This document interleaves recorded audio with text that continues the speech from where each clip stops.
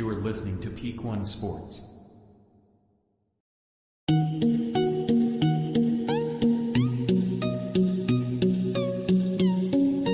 you for listening to this episode of the Sports Page on the Peak One Sports Network. I'm Ashton, sitting here with Chris and Dan. What's going on, guys?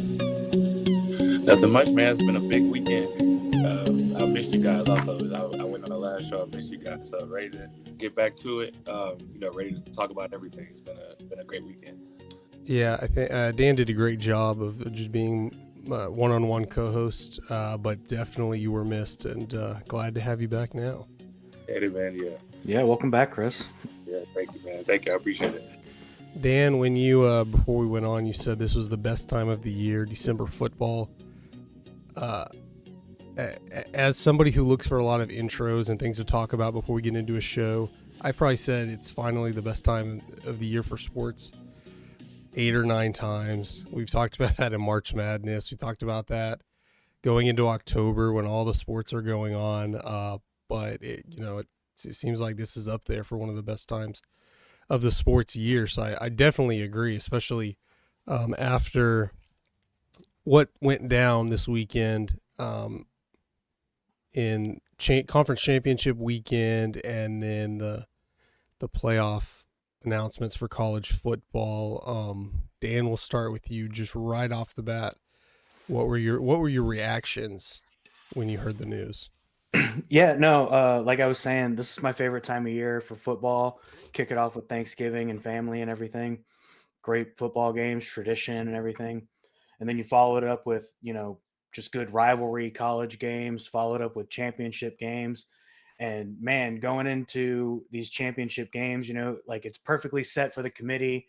There are 4 12-0 teams. Those 4 undefeated teams are obviously your 1 through 4s, easy peasy. But there was so much chaos that could happen with every championship game that went on this weekend. And man, crazy upset for Alabama to get over Georgia. Can't say I didn't see it coming. Georgia really, I don't know. They were playing catch up like that whole game. It felt like they just were never able to get back to it. And when they finally started making it competitive late in the game, it was too late. Bama sealed it up and put the game away. But results come out, and then they're ready to announce the college football playoffs. And man, I feel real bad for FSU. Personally, I think FSU should have been ranked 3rd. Texas should have been 4th. Then you have Bama and Georgia 5-6. Unfortunately, that 5-6 spot for Bama, Georgia just results in a rematch in 2 or 3 weeks. And it's definitely just that bracket's not as sexy as the one we got, put Bama and Texas in the, bottom half of that 4-person bracket, and, Michigan to start it off, just that's a much sexier bracket that sells way more tickets, puts way more people in seats and tuning in on TV. So honestly, I like the bracket that they came out with. I think we're going to see some really great competitive football here on New Year's Eve or New Year's Day.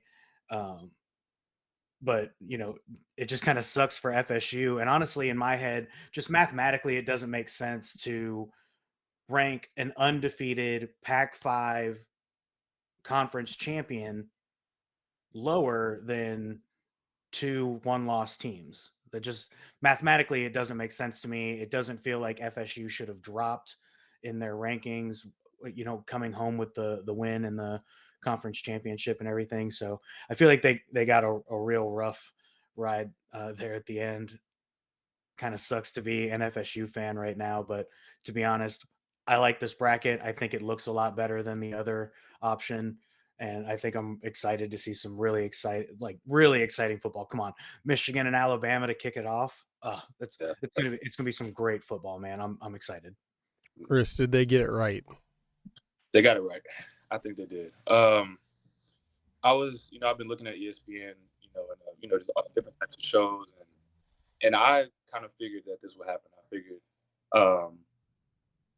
if Florida State didn't look great, because they haven't looked great the past few weeks, especially with, obviously their star player going out. I think they would drop them and then put in. It just depends on how Texas looked. It just depends on, Bama and Bama, they had their biggest win at the end of the year, and they knocking off number one Georgia. They couldn't keep an SEC team out of the Final Four. It just wasn't going to happen. Texas, they were just dominant over Oklahoma State. It wasn't even close. And then Florida State, you look at their game, 55 yards passing. I feel like the goal is to put the best four teams in, and I know they're more than deserving, but that team currently isn't the team that that resume is not this team. Like Jordan Travis is a huge part of the team. I can see if they lost a receiver or a safety or something like that, but this is the quarterback. He's was a Heisman hopeful.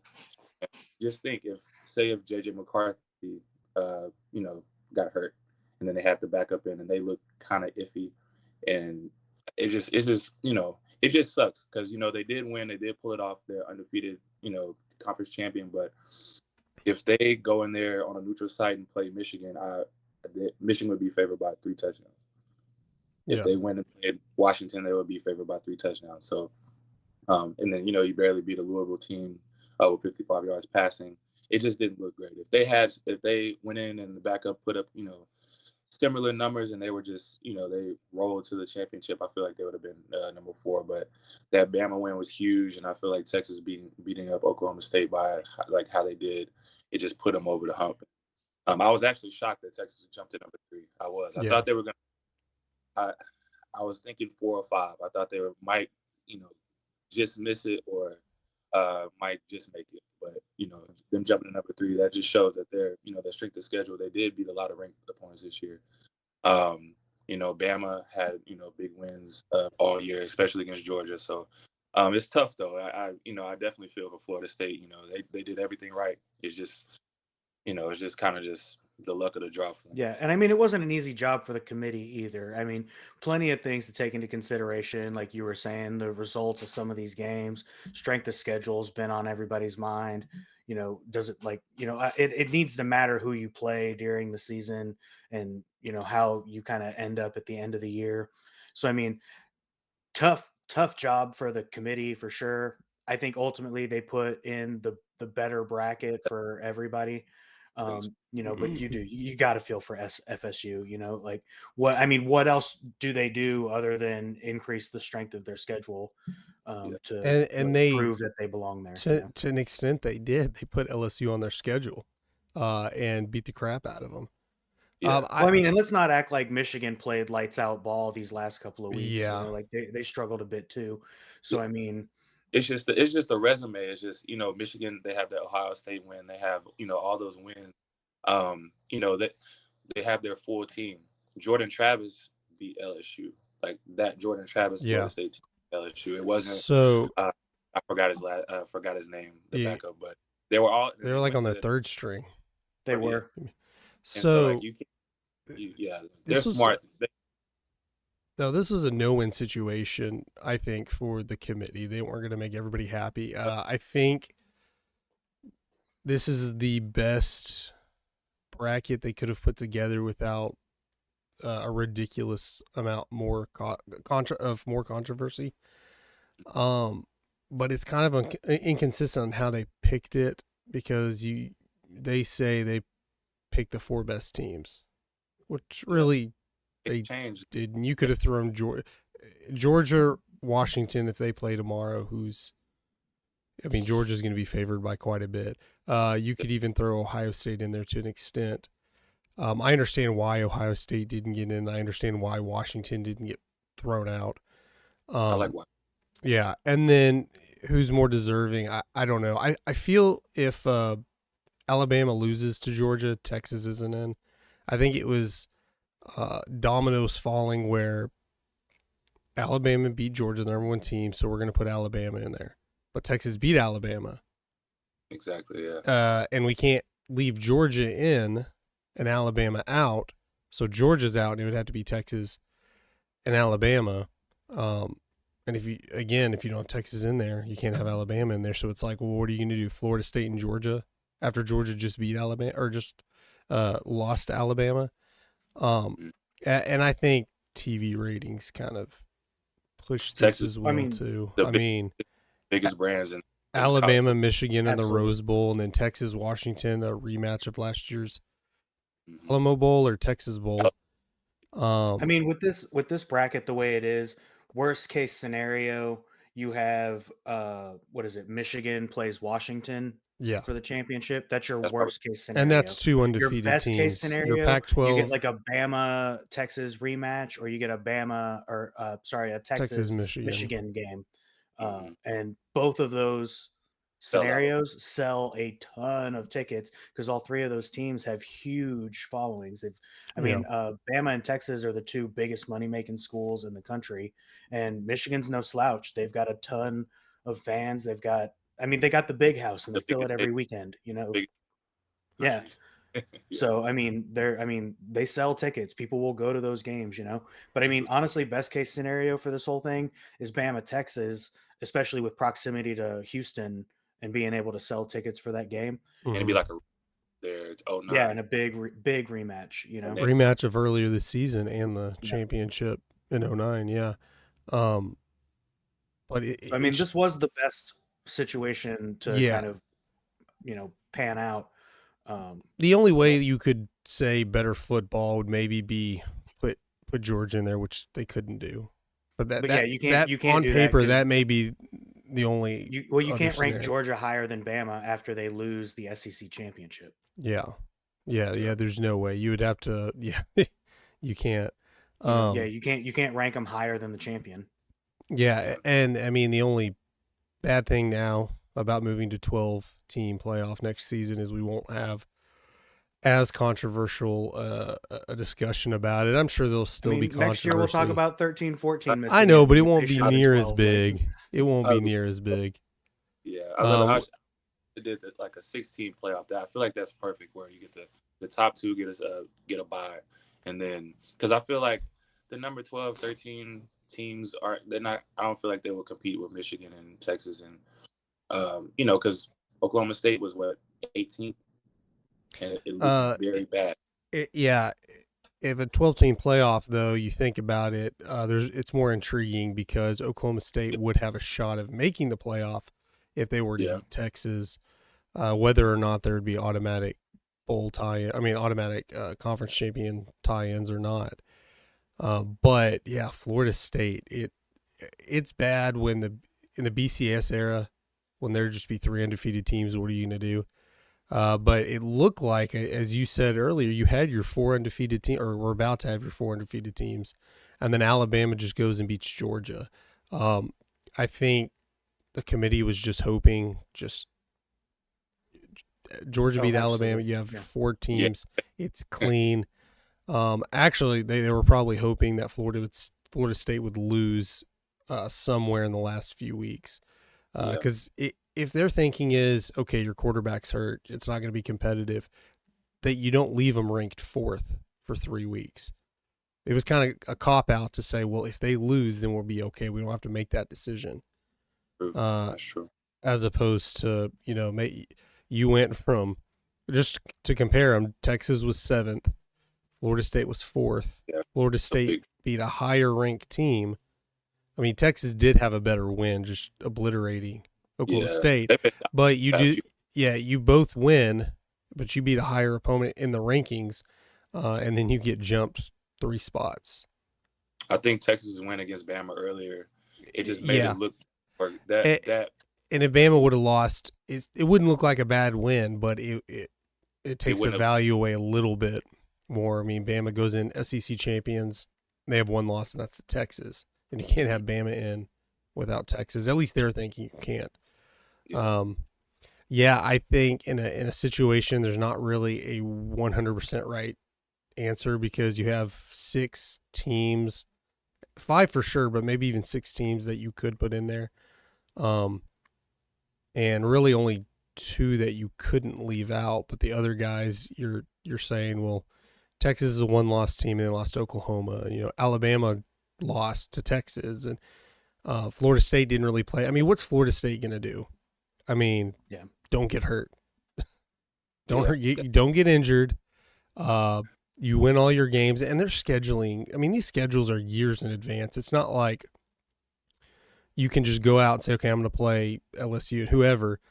And, I think there's 5 or 6 years in advance scheduled anyways, that who knows if they're even relevant. And at the beginning of the year, LSU was very relevant. I thought they were going to be in the Final Four. Heisman Trophy winner. And they probably do have the Heisman Trophy winner, and Florida State obliterated them. So, I agree. The quarterback got hurt, and a third-string quarterback going in will not be that. Like, if you're looking for a matchup, I get it. That you're correct. But at the same time, it's like, what if the NFL said we're only going to put the best teams in, regardless of record or anything like that?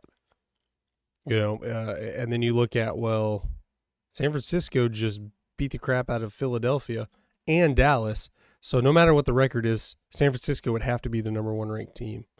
And that, could you imagine in the NFL missing the playoffs, even though you're the conference champion? Yeah. Obviously the rough, NFL man. has the benefit of you have the schedules lined up perfectly and there's no decision making whatsoever. You can't do that in college football, but can you imagine that? Like, yeah, you want the best teams. Like, for sure, if, let's say, I don't know, Miami goes, it's a bad example because Kansas City just lost and they don't look like they're the best team. But let's say Miami went in with an inferior record and beat Kansas City, but they said, no, we want Kansas City in the Super Bowl because they're a better team. Or if Philadelphia beat San Francisco and they said, well, San Francisco beat you, you can't be in the Super Bowl. It's a gross exaggeration, but that's kind of what we're saying here. Like, if you're going to pick the best teams regardless, what games matter? You just look at Florida State and be like, you could go undefeated, but your schedule's not that great, so I wouldn't even try to make the playoff. But essentially it's like that. And I saw a video right before we started, a TikTok video of a couple different podcasts mixed together. I haven't had time to vet it or look into it, but it's legitimate podcasts.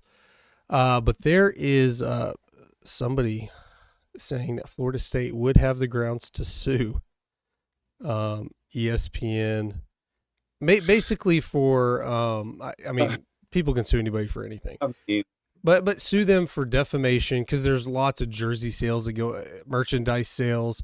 You make money when you go this, but an interesting idea was thrown out there in this video that Florida State should boycott what bowl I think it was recorded before. Now, obviously, they're playing Georgia in the Georgia, whatever bowl. I'm looking at the win probability there. Georgia has an 83% chance of winning to the voters or the people, the makers. So it's like they're not, obviously they wouldn't have been favored in the playoff, especially if they're and Florida State could go in there, beat Georgia and be like, see, we could have,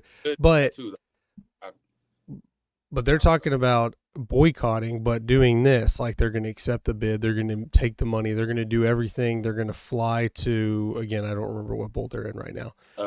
They play in Miami, so Orange Bowl.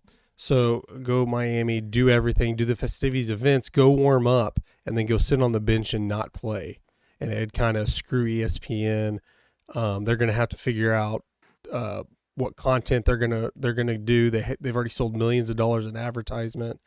And I'm not saying this is what they should or shouldn't do, or there might be a bunch of backlash anyways. I don't know how this would turn out.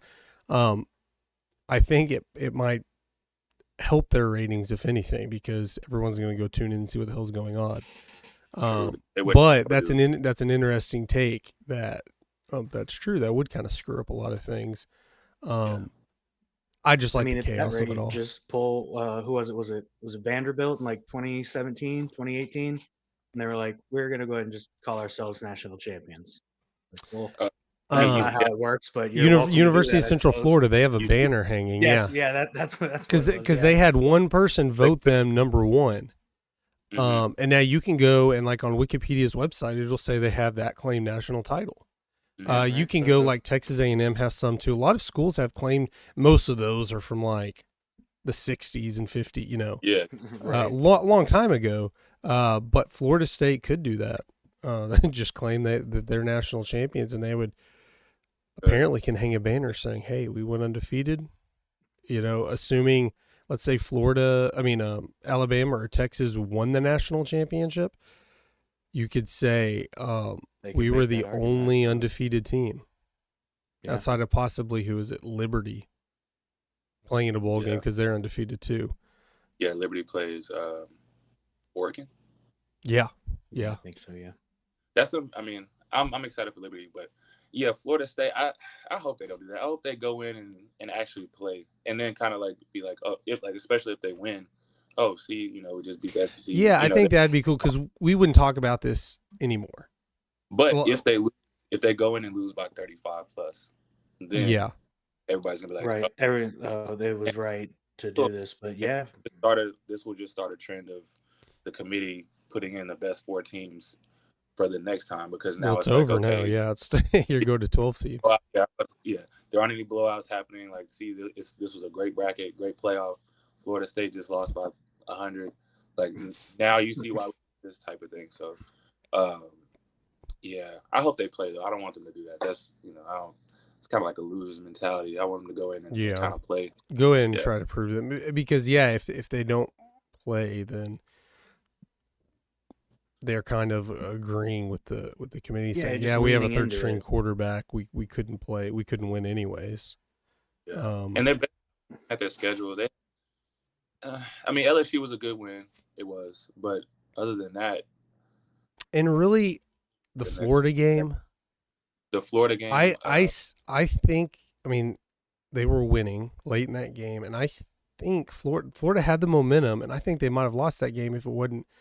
It was like 3rd and long, and the quarterback rolls out. I think it was their backup, their second string quarterback, and this is why he's out, because he had a concussion. I don't remember all the different quarterbacks in Florida State, but he rolled out and he slid. And the guy hit him way short. It was gonna be like 5 yards short, and then he hit him, late penalty. Targeting, he got thrown out of the game. But watching that game, I felt like Florida had the momentum. They were about to get the ball back. I don't think they were in field goal range, but even if they were, they were up by like 2 or 3. I want to say it was around midfield anyway. So Florida State was Florida was definitely going to get the ball back, and that didn't happen. I think Florida State would have lost that game anyways. Yeah. But craziness in college football. We're definitely going to be talking about these matchups in the upcoming weeks. Let's talk Cowboys Eagles. Cowboys kind of taking the Eagles' role in a close game. That was a pretty big nail biter, which I thought 100% they were going to lose, just how things were transpiring. They were trailing most of the second half. What were y'all thoughts? Dan, we'll start with you. What were your thoughts going into that game? The Seahawks game. Going into the game, I was feeling real confident. I was thinking the Cowboys were, probably going to take the lead, never give it up kind of thing. Man, really crazy to watch this Cowboys defense this week.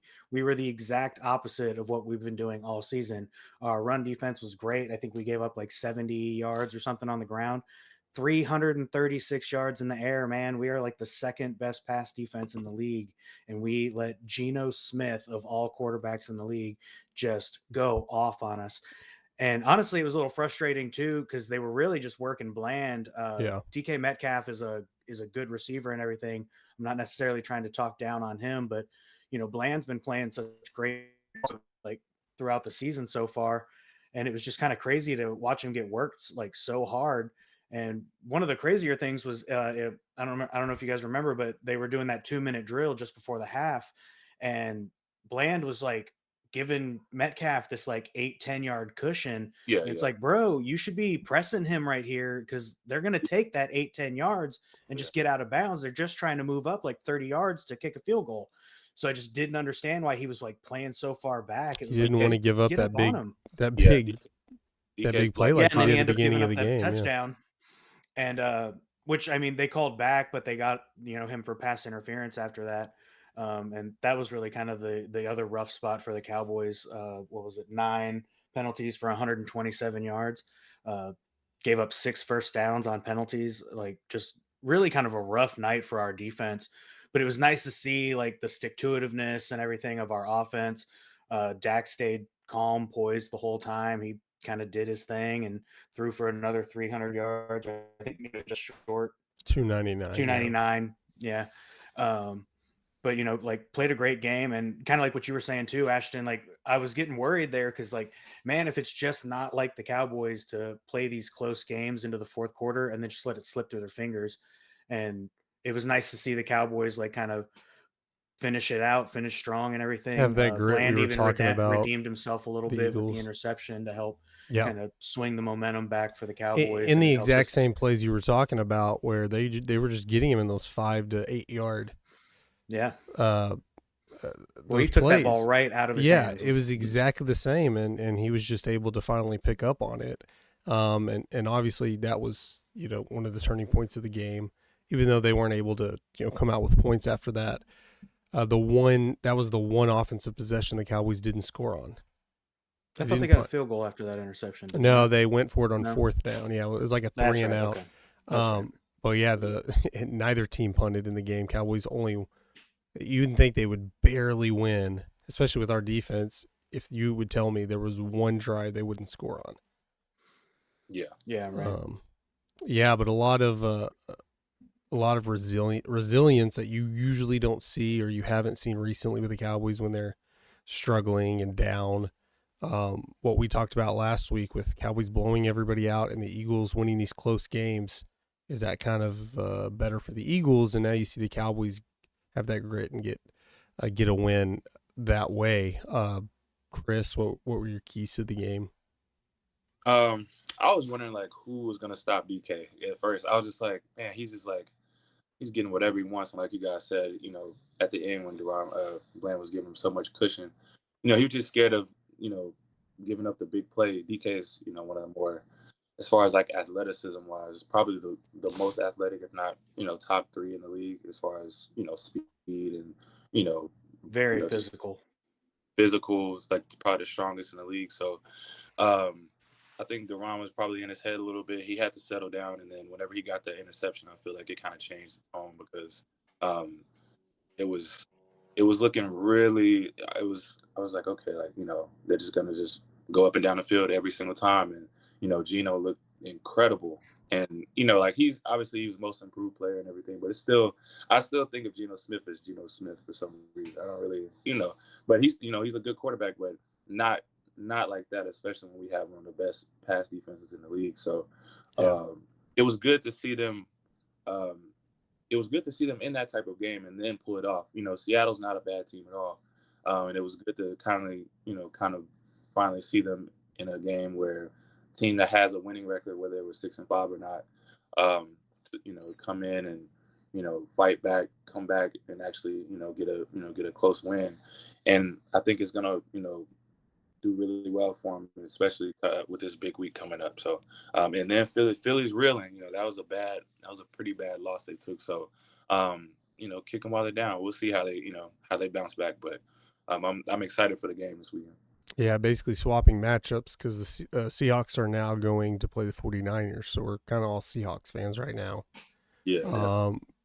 Thinking it doesn't matter if you don't win your division, but easier now if the way their schedules are, that if the Seahawks could pull out an upset there, that helps us out if we can get the win against Philadelphia. And that's another thing. Like, obviously, the way the standings are panning out, you usually don't want your division rival that you're chasing for a division title to win.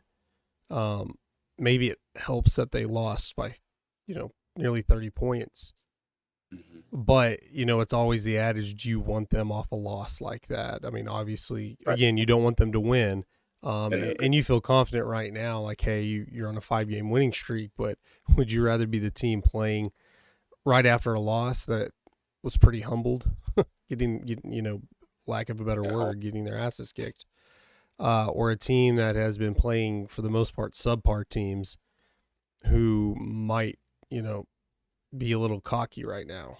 And sometimes that's a good thing. So going into Philadelphia, Dan, is is this the best situation to go into? I mean, you have basically 3 days more off than Philly. Injury wise, you're fine. From just a week ago, Philadelphia had a really physical game. And then obviously they're traveling to your stadium. Yeah, I mean, for the Cowboys, I can't imagine them being in like a better situation to go and face the Eagles, especially being undefeated at home. Uh, like they're just clicking on offense. We're doing really well. Defense struggled a bit last week, but they've been playing good ball as well. And honestly, coming off of last week and everything, I think the 49ers even helped show you a little bit on like how to kind of contain Jalen Hurts enough to like not let the Eagles just run wild, you know? So I think there's a lot to learn from that. Plus, just like you said, the Eagles coming off this physical game against the 49ers, um, just really, I mean, the 49ers really blew the doors off of them. You know, I mean, I think they really helped show some of the weaknesses that they've got. And I mean, I fully expect the Eagles to bounce back and just kind of play with a chip on their shoulder after that loss and everything. But I don't expect it to be anything that the Cowboys can't handle. Let's be honest, our offense looks so great. I mean, there's a ton of MVP talk around Dak. CD Lamb's also having kind of a career year. Ferguson, Pollock's doing fine. I mean, you'd like to see your running back doing a Yeah. little bit better than 4 yards carry, but he's not 2 yards a carry. One game non-existent or anything. So I mean, I think the Cowboys are really firing on all cylinders right now. We're still on this win streak. We're on this win streak at home, especially. So I think that it really sets us up for like great success here. We've got a really good opportunity to win. I don't know if you guys looked at this, but the spread's only 3.5. Over under is 52.5, and the Mm-hmm. Cowboys are averaging like 33 points a game or something. I think it is. Is Right now. Dallas favorite? Yeah. Yeah, Dallas is the favorite by 3.5. Nearly 40 So, points at home. yeah, right. So I mean, just the way the Cowboys have been playing at home, I think is the first kind of big thing to talk about, and then just the way they've been playing these past 5 weeks now. Just I think they're really primed to put themselves in the position to tie up the NFC East and show that they belong in that number one spot. And And go ahead. offensively, they did well against Philly last time. So they just didn't put the ball in the end zone. You know, Dak threw for 1,000,000 yards. CD had, however they just need to, I feel like I've been saying this all year. Red zone scoring is key, especially against good teams, and that's what wins games. So No, I absolutely agree. Two most important things for the Cowboys to focus this week: red zone scoring. We got to do better about penalties, man. Don't beat yourself. You know what I mean? And last week, all the 9 flags was just, it was insane. And I mean, we're the most. I think we were second most penalized team going into the Seattle game, and then Yeah. 9 penalties in that game. So just do not beat yourself going into this game against Philly. Like just good fundamental football. Get into the end zone when you get into the red zone and like finish these drives. I think they're going to do great though. I think I'm really excited for this game. It's going to be great. So the timing works out with Shaq Leonard visiting Dallas and Philadelphia last week. Really is only 2 options that he's going for. And then it was announced he's signing with the Eagles. I don't know. I assume he's in football shape. He's played this season, so I don't see a reason for him not to be on the field against Dallas, maybe in some sort of limited role. But I think he'll play. So Chris, what are your thoughts really on that? Because I think we were in favor of them signing him. It wasn't going to be this devastating loss if they didn't, but I know his run defense would have really helped the Cowboys in this situation. Yeah, that's a big pickup. That's a big mid-season pickup for Philly. I feel like they always pick up somebody, like somebody big, or they make a move. But it's not as devastating as I thought it would be. I kind of just figured it would be like Philly or like San Fran or somebody like that. But it's gonna be tough. I feel like he'll probably suit up. He'll probably be in like certain packages, probably like limited like that. But not really too worried about it. this week.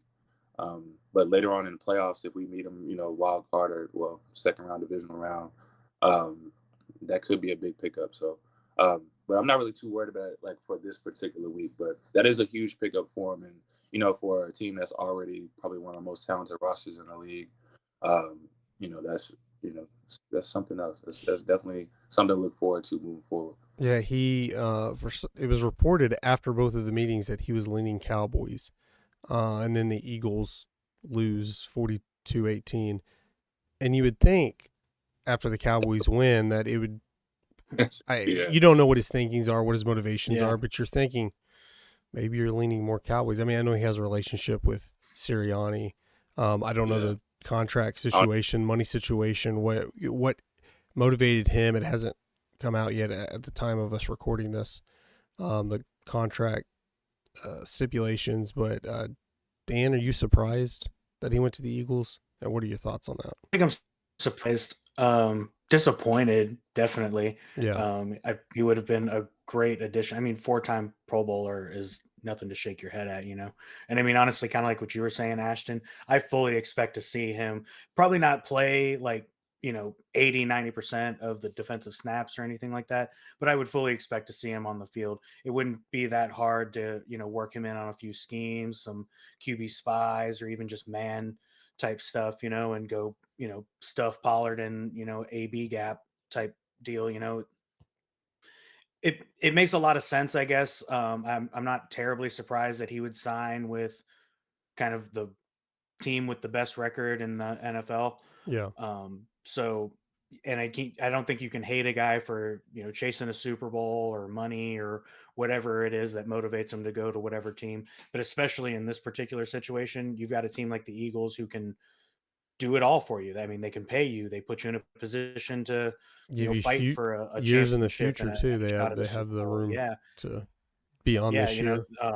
So I'm not surprised. Disappointed. He would have been a great addition for the Cowboys, especially having, lost Van Der Esch and everything. Just getting a little bit of that LB help over the middle would have been great for us. He would have been Really he would have helped us been a good finish out fit. December. Yeah. Yeah, he would have fit in great, but again, not surprised, disappointed. But I fully expect to see him probably in at least 50% of defensive plays in just some kind of scheme where they can spy on Dak and use him as a run stuff alternate, Yeah. So I mean, Um he'll play. Yeah. Like making the announcement Monday, so you assume best case he's probably on a practice field or in meetings on Tuesday. Plus they have a day they're traveling, so that's if he decided on Saturday I'm going to be an Eagle, he's already working with coaches and packages and things. Gets on the field Monday. That's why I say probably some sort of limited role. But he's a football player. I think he played till like week 9 this season, so it's not like he's been off the field for a while.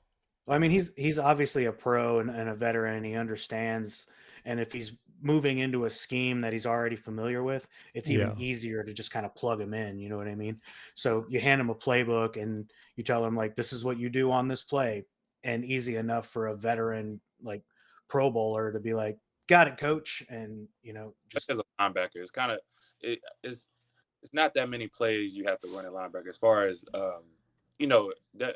Obviously, what gaps to shoot, what kind of like different schemes, what coverages and things like that. But it's pretty cut and dry as far as a lot of reads on the backfield. More instinctive stuff, more him just going to get the ball. They can do that the first couple of weeks to kind of work him in. Then get a little bit more fancy with the okay, man coverage here, cover 6 is covered, like all those type of coverages for him. But as far as just this week, it'll probably just be like, just go get ball, blitz A gap, blitz B gap, QB spy, things like that. Something to keep them, get them in game shape, get them hitting again, get the pass going, and then just kind of just getting them working within the flow. All right, guys. Now that we're kind of running towards the end of the show, we'll start with Dan. Tell me who wins the game and why tell me Cowboys win, Cowboys lose, and why they win or lose. I think it's gonna be a tight one. I think we're gonna have a real competitive game here. I'm confident though Cowboys win this game. I'm thinking it's gonna be just a pretty high scoring game though. So I'm kind of expecting like a 45-35 type Oh, result. Cowboys all the way. But man, just see these guys just really fighting it out offensively. Um, I honestly expect to see a number of big plays between Dak and CD and the way they've been playing, and then I mean you got to give some credit to Jalen Hurts and what he's got Smith and Brown, and they just I mean they're yeah. good too, So I fully expect to see some really big plays in this game, just high scoring offenses. I'd really like to see Bland keep his trend going, get another interception, maybe another pick six, make that kind of happen. That'd be real exciting. Good to see. I'm always a fan of defensive turnovers and defensive points. I don't see why anyone wouldn't be though.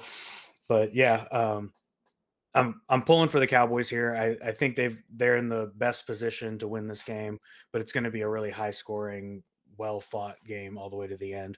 Expect a fourth quarter kind of back and forth game. But yeah, 45-35 is my prediction, I think. Go Cowboys. Chris. I got 34-31 Dallas. I feel like they pull it off at the end. I feel like they'll be up 3 and then get a crucial stop at the end. I think it'll be a close game, like Dan said. I feel like they'll put some points on the board. So it'll definitely be a good one. Hopefully they pull it out 34-31.